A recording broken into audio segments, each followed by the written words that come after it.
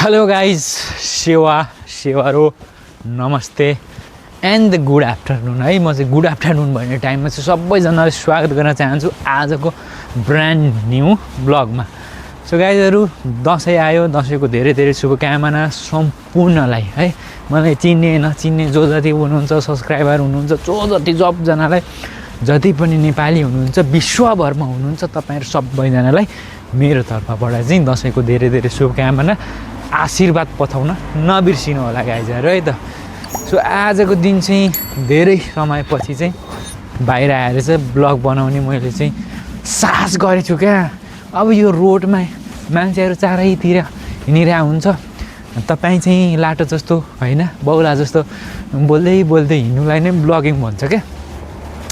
त्यो गर्ने हिम्मत चाहिँ फेरि अलिक कम हुन्छ क्या धेरै मान्छेमा। म पनि एकदमै बाहिर आएपछि लुब्ध भइहाल्ने, बोल्नै नसक्ने खालको छु क्या। क्यामेरा तेर्साएपछि त झन् डरै लाग्नु थालिहाल्छ, सुसु नै आउँछ, मुदै आए जस्तो हुन्छ।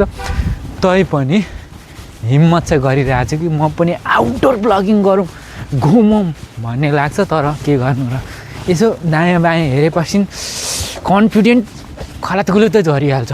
सो तैपनि ट्राई गरिरहेको छु गाइजहरू। अब अहिले यहाँ वरिपरि कोही छैन नि त, त्यही भएर चाहिँ मैले क्यामेरा तेर्सिहालेको। सो अहिले धेरै समयपछि हो यो, त्यति इन्ट्रेस्टिङ मजेदार त हुँदैन मेरो ब्लग होइन। मसँग केही छैन दिनलाई, मै एउटा हो। थोपडा हेर्दा नि तपाईँहरूलाई थाहा छँदैछ त्यति खतरनाक छ होइन, तर ह्यान्डसम चाहिँ मान्छु मलाई, मतलब मैले चाहिँ मान्छु क्या। मलाई म चाहिँ भयङ्करै होइन, चुप ह्यान्डसम म भन्ने मान्छु क्या। अब त्यो त मलाई मात्रै थाहा छ नि। अनि यो चस्मा तपाईँहरूले हेर्नुभयो होला, ब्रान्ड न्यू चाइनाबाट मगाएको हो। अहिले चाइना फेरि ब्रान्डेड, जति पनि चाइनाको सामान हुन्छ सब ब्रान्डेड हो। सो ब्रान्ड न्यू चस्मा चाइनाबाट, ब्रान्डको नाम थाहा छैन। सो यो अननोन ब्रान्ड हो तर ब्रान्ड न्यू हो है त गाइजहरू। यो दसैँको सपिङ अन्तर्गतै पर्छ यो।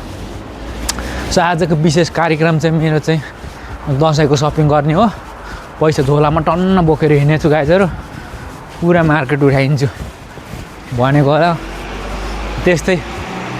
सो गाइजहरू अब अनि एउटा कुरा चाहिँ हजुरहरूलाई भन्न मन लाग्यो मलाई। मैले चाहिँ टिकटकमा पनि रेगुलरली अहिले पोस्ट गर्न थालेको छु। रबिन राई भन्ने छ, यहाँ डिस्क्रिप्सनमा लिङ्क छ, त्यहाँ गएर तपाईँ फलो गर्न सक्नुहुन्छ। मलाई त्यहाँ टिकटकमा गएपछि चाहिँ के थाहा भयो भन्दाखेरि, मा कसम तपाईँहरू यति धेरै हुनुहुँदो रहेछ है, रोमानिया आउनलाई तयारी भएर बस्नुलाई एप्लाई गर्नु भयो, डकुमेन्ट त्यहाँ महिनौँ भएको, आमामा हो 100+ म्यासेज त कति आउँछ कमेन्ट त्यस्तै। सो म पेनमा छु क्या, म पेनमा छु अहिले। अब रोमानियाको लागि हजुरहरूले किन यति धेरै दुःख गरिराख्नु भएको छ होइन, मलाई थाहा भएन। ट्राई गर्नुहोस् होइन, नगर्नुहोस् त भन्दैन मैले। सो कोसिस गर्नु होला, अब आइहाल्नुभयो भने भेटघाट होला नि काहीँ न काहीँ त है गाइजहरू ल। एन्ड अब म यही भिडियोमा केही कुराहरू तपाईँलाई बताइदिन्छु, अब के गर्दै हुनुहुन्छ, कसरी गर्ने, के नगर्ने होइन, रिभ्यू दिन्छु। डिटेल भिडियोहरू मेरो च्यानलमा छँदैछ, यही च्यानलमा तपाईँहरू हेर्न सक्नुहुन्छ। तर आज चाहिँ म केही साथीहरूको प्रब्लमहरूलाई एड्रेस गर्छु। यहाँ भएको प्रब्लम, नेपालमा भइरहेको प्रब्लमहरू के छ त्यसलाई म थोरै होइन ब्रिफ गर्ने कोसिस गर्नेछु, किन कसरी हुन्छ गाइज है त गाइजहरू। सो गाइजहरू अघि मैले के भनेको थिएँ भन्दाखेरि 2-4वटा कुरो जुन चाहिँ अहिले हाम्रो धेरै साथीहरूलाई चाहिँ रोमानिया आउँदाखेरि प्रब्लम चाहिँ कहाँनिर भइरहेछ भन्ने कुराको बारेमा थोरै हामी कुरो गर्छौँ भनेको थियौँ होइन। डिटेल भिडियो त तपाईँलाई म बनाएर दिउँला, अथवा बनाएको पनि छ। सो मैले अहिलेको सिनारियोमा बुझ्दाखेरि चाहिँ होइन, सबैभन्दा मेन प्रब्लम चाहिँ कहाँ भइरहेछ भन्दाखेरि तपाईँको वर्क पर्मिट। त्यो सबैलाई थाहा छ होइन, वर्क पर्मिट अहिले कसैको आएको छैन, धेरै मान्छेको आएको छैन। यतिसम्म पनि भइरहेछ कि 2 वर्षसम्म भइसक्यो तर अझैसम्म केही भएको छैन भन्ने धेरै साथीहरू हुनुहुन्छ। त्यो एउटा समस्या भइरहेछ। अब त्यसको चाहिँ गल्ती तपाईँले कहाँनिर गर्नुभयो, किन ढिलो भयो भन्ने कुराहरू तपाईँलाई लाग्ला होइन। अब मेन त एक त तपाईँ आफैले गल्ती गर्नुभएको हुन्छ होइन। त्यो कसरी भन्नुहुन्छ भने, तपाईँले जुन मेन पावरलाई काम दिनुभएको छ, पैसा पनि दिनुभयो होला होइन, अब त्यही मान्छे गलत हो, किनभने त्यो मान्छेसँग हजुरलाई दिने कुनै काम नभएपछि तपाईँलाई अल्झाउने भन्दा अरू केही काम हुँदैन है। त्यो कारणले तपाईँको ढिलो हुन्छ। एक त अहिले अब अनलाइन सिस्टम बन्द है, बन्द भनेपछि तपाईँलाई अपोइन्टमेन्ट पाउन अलिकति मुस्किल छ। यो रिसेन्ट टाइमको कुरा गर्ने हो भने चाहिँ, तर 1-2 वर्ष अगाडिको कुरो हो भने त्यो 100% तपाईँको जुन मेन पावरवाला मान्छे छ, एजेन्ट छ, त्यहीले चुतिया बनाइरहेछ। त्यो कुरा तपाईँले विचार गर्नु होला है। त्यो सो अहिले रिसेन्ट टाइममा भने अलिकति गाह्रो हुन्छ। अब अहिले भर्खरै त तपाईँहरू एप्लाई नै नगर्नुहोस् होइन, किनभने अब अहिलेको जुन जेनजीको आन्दोलन पछि जुन सिचुएसन छ, जुन सिनारियो छ, यो बेला तपाईँले एप्लाई नगरेको राम्रो र कसैलाई एडभान्सको नाममा पैसा दिएको राम्रो हुँदैन है। यो कुरा तपाईँहरू नोट गरेर राख्नु होला है। हरेकचोटि म भन्छु तपाईँलाई, एडभान्समा जसले पैसा दिनुहुन्छ, जसले पैसा माग्छ, त्यसले तपाईँलाई चुतिया बनाइरहेछ। त्यो कुरा तपाईँहरू एकदम नोट गरेर राख्नु होला। यदि तपाईँ युरोपको कुनै पनि देश अथवा रोमानिया नै आउन चाहनुहुन्छ भने पनि है त। सो यो भयो तपाईँलाई पहिलो जुन हाम्रो धेरै साथीहरूले फेस गरिरहेको प्रब्लम, जुन चाहिँ नेपालमा हुनुहुन्छ उहाँहरूको लागि। अब जो चाहिँ यहाँ रोमानियामा हुनुहुन्छ उहाँहरू पनि प्रब्लमबाट टाढा हुनुहुन्न धेरै साथीहरू है। यो 2-3 दिनको सिनारियो केसमै, 2-3 दिनको टाइम फ्रेममै मलाई 2-4 जनामा जो साथीहरू हुनुहुन्छ उहाँहरूले मेसेज गरिराख्नु भएको छ, कन्ट्याक्ट गरिराख्नु भएको छ। एक त प्रब्लम कहाँनिर मैले देखेँ भन्दाखेरि काम। जब तपाईँहरू नेपालबाट आउनुहुन्छ, यहाँ आएपछि तपाईँलाई नेपालमा ब्रिफ गरे जस्तो काम नहुँदाखेरि समस्या हुन्छ र तपाईँहरू त्योबाट भाग्नको लागि काम कसरी चेन्ज गर्ने, अर्को काम खोज्ने, अर्को ठाउँ जाने भन्ने एउटा समस्या अहिले धेरै छ है। अब कति ठाउँ तपाईँहरू झगडा गरेर के गरेर पनि हिँड्नुहुन्छ होला। अब त्यसले तपाईँलाई भविष्यमा कसरी असर गर्छ त्यसको बारेमा पनि हामी कुरा गर्छौँ है त। तर यो एउटा समस्या भइरहेछ। समस्या के भइरहेछ भन्दाखेरि तपाईँ यहाँ आइसकेपछि तपाईँलाई उहाँबाट भनेर पठाएको जस्तो जुन काम चाहिँ नभएको खण्डमा चाहिँ तपाईँहरू त्यहाँबाट भाग्ने कोसिस गर्नुहुन्छ। सो त्यो बेला तपाईँलाई कहाँनिर समस्या हुन्छ त्यसको बारेमा पनि डिटेल भिडियो बन्छ यही च्यानलमा, ठिक छ। त्यो एउटा समस्या यहाँ धेरै साथीहरूले भोगिराख्नु भएको छ, मैले देखिरहेको छु, मलाई पनि कन्ट्याक्ट गरिराख्नु भएको छ।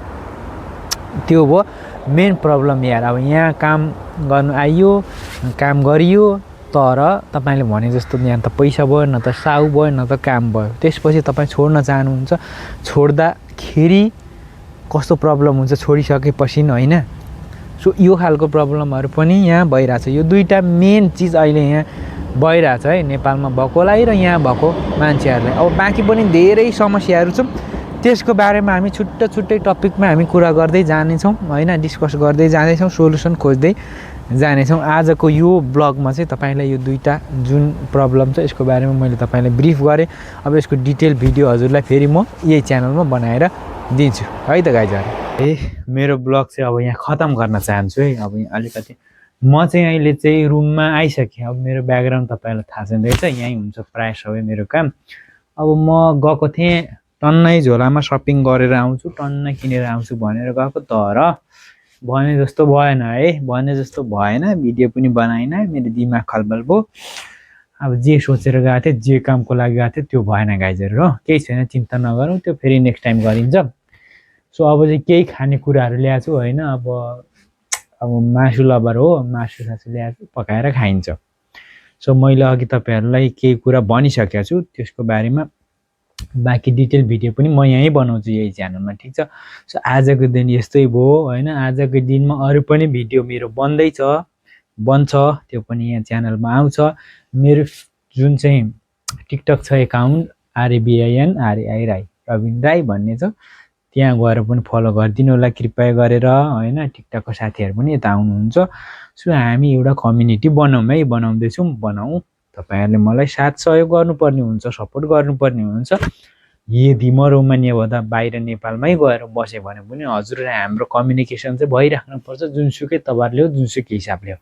सो अहिले रोमानियामा हुन्जेल चाहिँ म अब मैले जानेको बुझेको इन्फर्मेसनहरू दिने काम गर्छु हजुरहरूको लागि। नेपालमा हुनुहुन्छ, यहाँ हुनुहुन्छ, जसको लागि भए पनि मैले जानेको बुझेको अब काम लाग्ने नलाग्ने जे जस्तो भए पनि गनाम गुडुम मैले चाहिँ दिन्छु है। अब तपाईँहरूले फिल्टर गरेर लिनु होला। So thank you very much. Channel subscribe गर्ने अलिकति दुःख कष्ट गरिदिनु होला, हात जोडेर अनुरोध गर्न चाहन्छु। साथै हाम्रो दसैँको चाहिँ भयङ्करै शुभकामना। दसैँ ब्लग हाम्रो आउँछ किनभने हाम्रो छुट्टी छ। सो दसैँ ब्लग कन्फर्म आउँछ गाइजहरु। So thank you very much. जय नेपाल, सी यु देयर।